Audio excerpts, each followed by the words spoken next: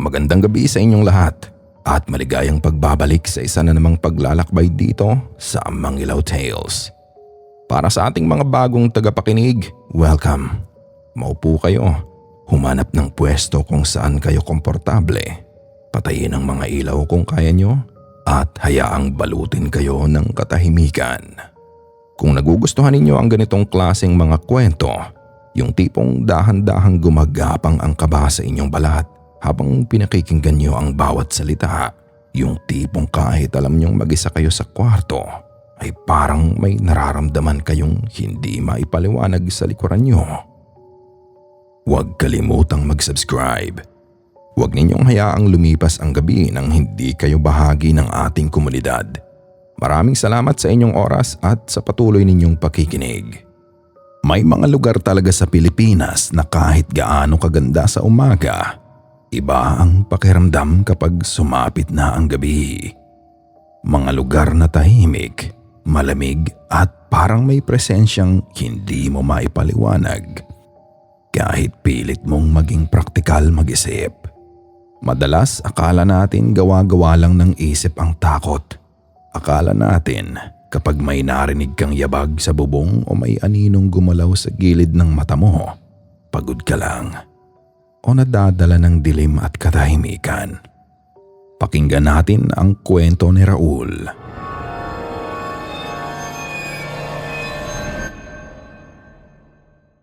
Ako si Raul.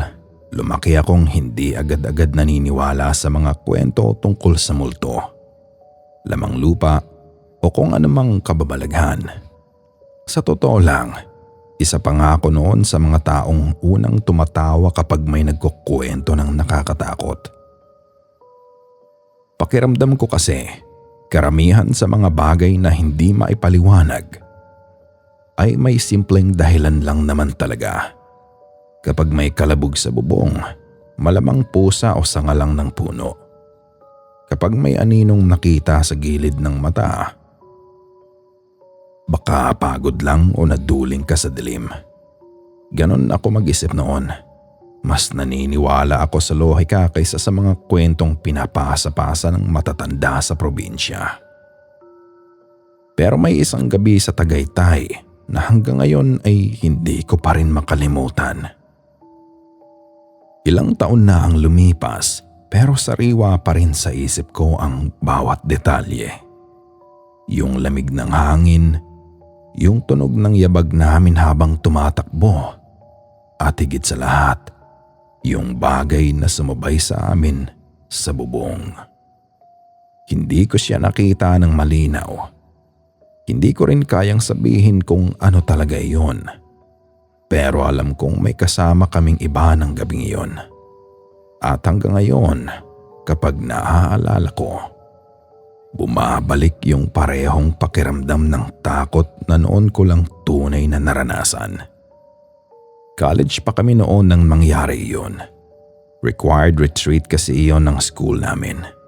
3 araw kaming nananatili sa isang retreat house sa Tagaytay. Hindi siya katulad ng mga resort na madalas mong makita ngayon. Hindi rin siya hotel na sosyal at maliwanag. Ang itsura ng lugar ay parang lumang kumbento na ginawang retreat house. Malawak ang compound at napapalibutan ng matataas na puno. Yung tipong kahit tirik ang araw, may parte pa ring malamlam dahil natatakpan ng mga sanga ang liwanag. May mga madre ring nakatira roon na siyang nangangasiwa sa lugar. Mababait naman sila. Tahimik lang talaga. At siguro dahil tahimik din ang buong paligid, kaya parang may mabigat na pakiramdam sa lugar. Hindi naman agad nakakatakot sa umpisa. Pero ramdam mo yung klase ng katahimikang parang may itinatagong kung ano. Sa umaga, maayos naman. Nagkakatuwaan pa kami ng mga kaklase ko. May activities, may sharing, may mga moments na seryoso, at may mga pagkakataong puro biruan lang. Pero kapag sumasapit na ang gabi, iba na talaga yung pakiramdam ng lugar. Pagkatapos ng hapunan, halos wala kang maririnig kundi hangin at mga kuliglig. Paminsan-minsan may maririnig kang yabag ng madre o kaluskos ng mga dahon mula sa labas. Pero bukod doon, sobrang tahimik na. Yung katahimikan na parang pinipiga yung tenga mo. Kahit magkakasama kayo sa kwarto, may pakiramdam ka pa rin parang may nakatingin mula sa malayo. Ikalawang gabi iyon nang mangyari ang hindi namin makalimutang karanasan. Bandang 12:00 na yata ng hating gabi, hindi ako makatulog noon. Hindi dahil may kakaiba akong nararamdaman, kundi dahil siguro sa sobrang lamig ng panahon at ingay ng mga tropa kong gising pa rin. May ilan sa amin na nagkukentuhan pa habang nakahiga. Maya-maya pa, may nagsabi na lumabas daw muna kami saglit para maglakad-lakad. Trip lang kumbaga, pampalipas oras. 7 lalaki kaming lumabas ng dormitoryo noong gabing iyon. Yung tinutulugan naming building ay nasa ibabang bahagi ng compound. Mula roon, may mahabang sementadong daan paakyat papunta sa malaking gate ng retreat house. Sa gilid ng path na iyon ay may mahabang structure na may bubong na yero. Hindi ko alam kung ano talaga iyon noon. Mukha siyang extension ng building o lumang covered walkway. Madilim ang parting iyon dahil walang ilaw. Tanging buwan at kaunting liwanag mula sa poste sa malayo lang ang tumatama roon. Habang naglalakad kami paakyat, wala namang kakaiba. Tawanan pa nga kami ng tawanan noon. May nagyayabangan pa tungkol sa mga multo.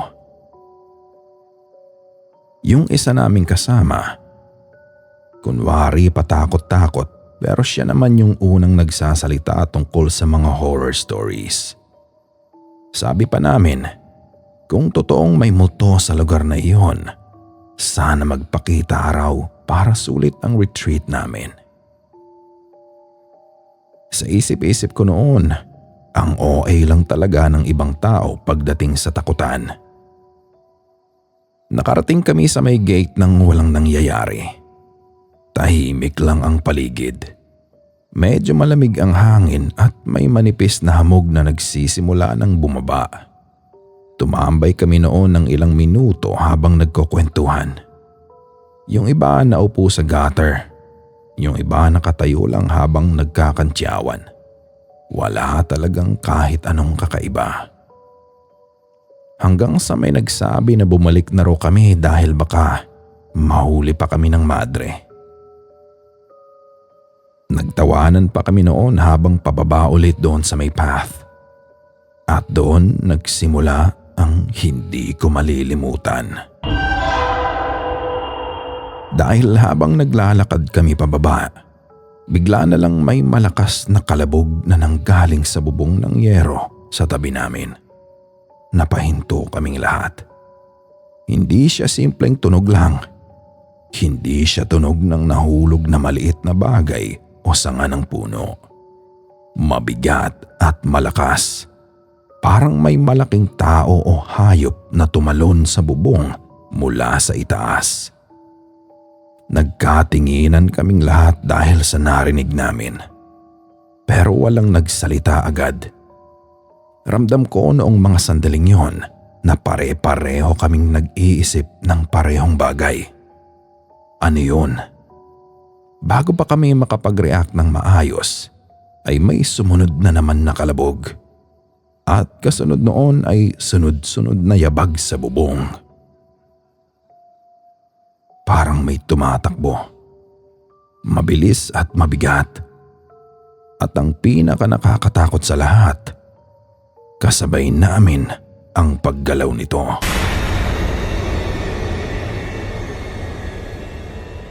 Nang marinig nga namin ang malalakas na kalabog na yun, halos sabay-sabay kaming napaatras at pagkatapos ay bigla na lang kaming nagsitakbuhan pababa. Walang nag-utos, Walang nagsabing takbo. Parang automatic na lang na gumalaw ang mga katawan namin dahil sa takot. Habang tumatakbo kami, lalong bumibilis yung tunog sa bubong.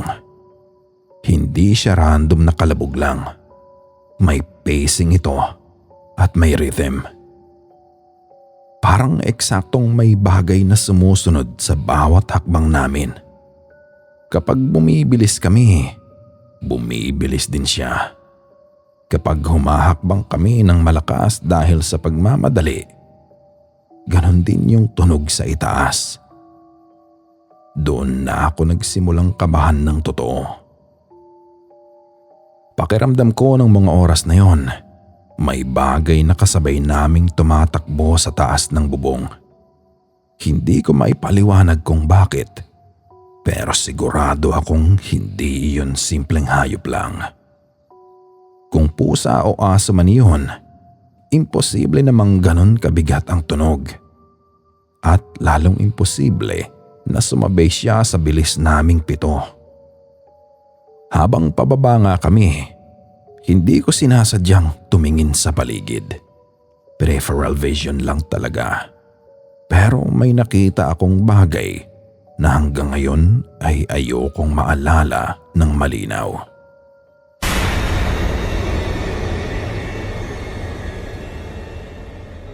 May anino sa gilid ng daan. Nakatayo ito sa madilim na bahagi na malapit sa mga puno. Hindi ko makita yung mukha ng anino na yon. Hindi ko rin maaninag ng maayos yung katawan dahil sobrang dilim. Pero malinaw na hindi ito poste. Hindi rin halaman dahil hugis tao ang aninong yon. At habang tumatakbo kami, gumagalaw rin ito. Sumasabay. Hindi ko maipaliwanag kung paano ko nalaman, pero alam kong kasabay namin siyang tumatakbo. Hindi ko man siya direktang tinitigan dahil sa takot. Ramdam kong nasa gilid lang siya ng paningin ko. Pareho ng bilis namin. Parehong direksyon. Habang yung malalakas na yabag sa bubong ay tuloy-tuloy sa taas, doon ako halos mawalan ng lakas. Parang nagsabay-sabay lahat ng takot sa katawan ko. Nanlamig yung batok ko at pakiramdam ko ay may mabigat na nakadagan sa dibdib ko habang tumatakbo kami. Gusto kong lumingon ng maayos pero may parte ng isip ko na nagsasabing, huwag. Huwag kang titingin. Huwag kang hihinto. At mukhang pare-pareho kaming ganoon ang nararamdaman. Walang nagsasalita sa amin habang tumatakbo. Walang sumisigaw. Walang nagtatanong kung ano yun. Takbo lang kami ng takbo na parang may humahabol sa aming hindi namin kayang maintindihan. At habang papalapit kami sa ibabang bahagi ng compound, doon biglang tumigil ang lahat. Bigla na lang nawala yung yabag sa bubong. Wala rin ang anino. Tahimik na. Sobrang tahimik na parang walang nangyari. Napahinto kaming 7 habang hingal na hingal. Yung isa naming kasama halos mapaupo sa lupa sa sobrang hingal. Ako naman, nakahawak sa tuhod habang pilit inaayos yung paghinga ko. Ramdam ko pa rin noon yung malakas na tibok ng puso ko. Ilang segundo rin ang nakalipas nang hindi nagsasalita ang isa man sa amin. Parang walang gustong maunang magtanong dahil baka kapag sinabi naming may narinig o nakita kami, lalo lang maging totoo yung nangyari. Pero maya-maya pa, yung isa naming kasama ang unang nagsalita. Pare, narinig niyo ba yun? Tahimik ulit sandali bago may sumagot. Oo, grabe. Akala ko ako lang. Doon na kami nagsimulang mag-usap-usap. At habang nagsasalita ang bawat isa, lalo akong kinilabutan. Kasi hindi lang pala ako ang may nakita. Dalawa pa sa mga kasama namin ang nagsabing may nakita rin silang anino sa gilid ng daan. Pareho pa nga halos kami ng description ng nasabing anino. Matangkad, maitim, hindi makita ang mukha, at parang sumasabay sa amin habang tumatakbo. At ang lalong nakakatakot doon, pare-pareho rin naming narinig yung tumatakbo sa bubong. Hindi ito imagination lang ng isang tao. 7 kaming lahat na naroon at sabay-sabay naming naranasan ang pangyayaring yon. May isa sa amin na pilit pang nagbibiro noon para gumaan lang ang pakiramdam ng bawat isa. Sabi niya ay baka malaking pusa lang daw yun o di kaya ay unggoy. Pero habang sinasabi niya yon, halata mo sa mukha niyang hindi rin siya kumbinsido sa sarili niyang paliwanag. Kasi kung hayop lang yon, bakit parang eksaktong sumasabay sa pacing namin? At bakit may aninong kasabay naming gumagalaw sa gilid? Hindi ko lubos maipaliwanag yung pakiramdam na naramdaman ko ng mga panahong yon. Hindi siya basta simpleng takot lang. Mas parang pakiramdam na may bagay na nakikigaya sa amin. Parang may nilalang na gustong samahan kami habang tumatakbo kami pababa. Kinabukasan, sinubukan naming ikwento iyon sa ilan naming kaklase. Yung iba natawa lang at sinabing baka raw napraning lang kami dahil sa dilim at sa ambience ng lugar. Yung iba naman, biglang natahimik at nagsabing may mga kwento raw talaga tungkol sa retreat house na iyon. Ayon sa isang utility worker na nakausap namin, matagal na raw na may mga estudyanteng nakakaranas ng kakaiba sa path na iyon. Madalas daw may naririnig na yabag sa bubong kapag 10 oras ng gabi. Minsan may mga nakakakita raw ng anino malapit sa mga puno. Pero walang malinaw na kwento kung ano talaga iyon. May nagsabi pang dati raw may construction worker na nahulog mula sa bubong ng lumang structure na iyon noong ginagawa pa lang ang retreat house. Hindi ko alam kung totoo yun o dagdag kwento lang para mas lalong nakakatakot pakinggan. Pero isang bagay lang ang sigurado ako. May narinig kami noon at may nakita kami. At hanggang ngayon, tuwing naaalala ko yung gabing yun, hindi yung anino ang unang pumapasok sa isip ko. Hindi rin yung malalakas na kalabog sa bubong, kundi yung realization na habang tumatakbo kami noon pababa, akala naming magkakaibigan, kaming 7 lang ang naroon sa daan. Ngunit hindi pala, dahil may isa pang sumabay sa amin. At hanggang ngayon, hindi ko alam kung saan siya nanggaling o kung saan siya tuluyang nawala.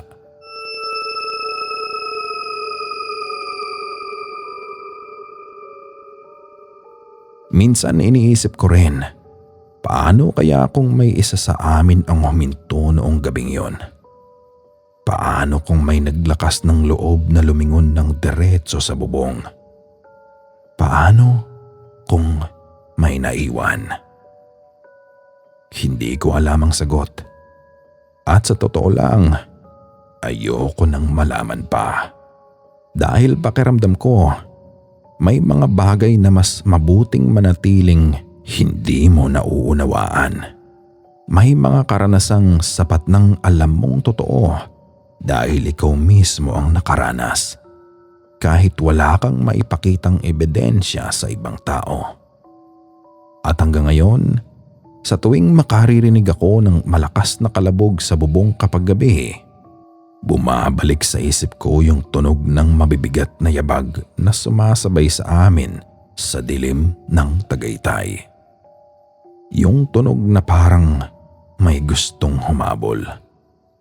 O baka gustong sumama.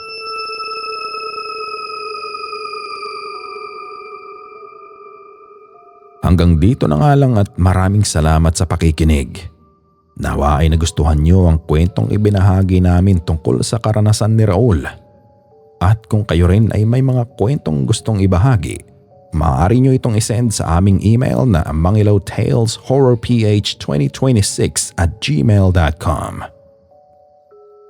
Ito ang Mangilaw Tales. Maraming salamat at hanggang sa muli.